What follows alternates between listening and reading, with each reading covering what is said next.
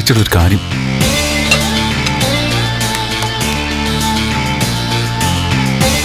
ആരാത്? അച്ഛനാടാ. ആ,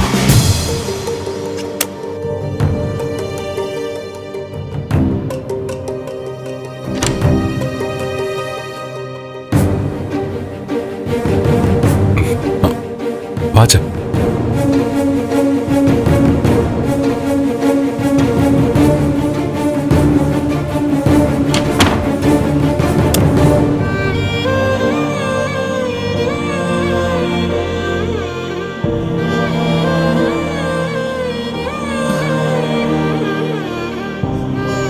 അച്ഛാ,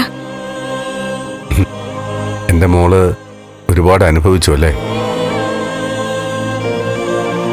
സാരമില്ല, ജീവിതം ഇങ്ങനെയൊക്കെയാ. ഒരുപാട് പരീക്ഷണങ്ങൾ നേരിടേണ്ടി വരും. അറിയാ അച്ഛാ, എത്രയൊക്കെ പരീക്ഷിച്ചാലും ദൈവം എന്നെ കൈവിടില്ല. ഇപ്പോഴത്തെ അവസ്ഥ വെച്ച് അച്ഛനും വിഷമിക്കരുത്. എല്ലാം നേരെയാവും. കാര്യങ്ങളൊക്കെ നമുക്ക് അങ്ങോട്ടും ഇങ്ങോട്ടും അറിയാന്നുള്ളത് കൊണ്ട് അതിനെക്കുറിച്ച് കൂടുതലൊന്നും പറയണ്ട. അച്ഛാ, ഇങ്ങനെ മുറിയിൽ ഒളിച്ചിരിക്കുന്നത് ദേവിക്കൊരു വിഷമം. എല്ലാം തുറന്നു പറയാമോന്നാ ദേവി ചോദിക്കുന്നത്. അരുത്, ഇപ്പൊ അബദ്ധമൊന്നും കാണിക്കണ്ട. പ്രഭയോ എന്തിന് രജനി പോലും ഇതൊന്നും അറിയണ്ട. ഇവനോട് ഞാൻ ഒക്കെ പറഞ്ഞിട്ടുണ്ട്. ആ രീതിയിൽ തന്നെ കാര്യങ്ങൾ മുന്നോട്ട് പോകണം. മോൾക്ക് കുറ്റബോധമോ പേടിയോ ഒന്നും വേണ്ട. തൽക്കാലം മോളാരും കണ്ടെത്താൻ പാടില്ല. കരുതലോടെ കഴിയണം. ജീവിതം തിരിച്ചു പിടിക്കാൻ ഇങ്ങനെയൊക്കെ വേണ്ടി വരുമെന്ന് മാത്രം കരുതുക. മോളെ, നമ്മളിപ്പോ സമൂഹത്തിൽ ഒറ്റപ്പെട്ട് നിൽക്കുക. നമ്മുടേതെന്ന് കരുതുന്ന പലതും നഷ്ടപ്പെട്ടു തുടങ്ങി. സഹായിക്കാൻ ആരുമില്ല. നമുക്കിനി നമ്മൾ മാത്രമേ ഉള്ളൂ മോളെ. നമുക്ക് നമ്മൾ മതി. നമ്മൾ ഒറ്റക്കെട്ടായി നിന്ന എല്ലാം നമ്മുടെ വഴിക്ക് വരും.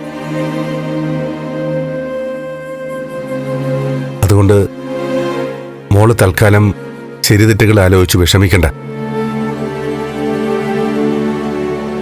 നമ്മൾ ഒരു തെറ്റും ചെയ്തിട്ടില്ല. അതുകൊണ്ട് തന്നെ തോറ്റു കൊടുക്കേണ്ട കാര്യമില്ല.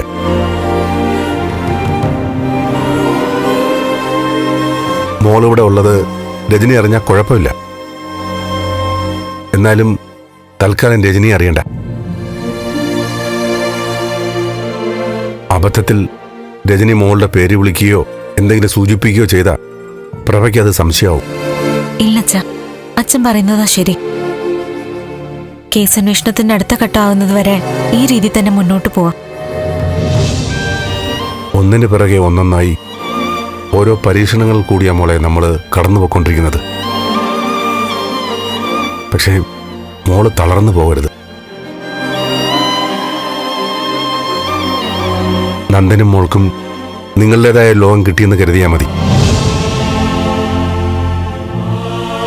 കുറച്ചൊക്കെ ആശ്വാസം കിട്ടും. ഞാനിനി അധിക സമയം ഇവിടെ നിൽക്കുന്നില്ല.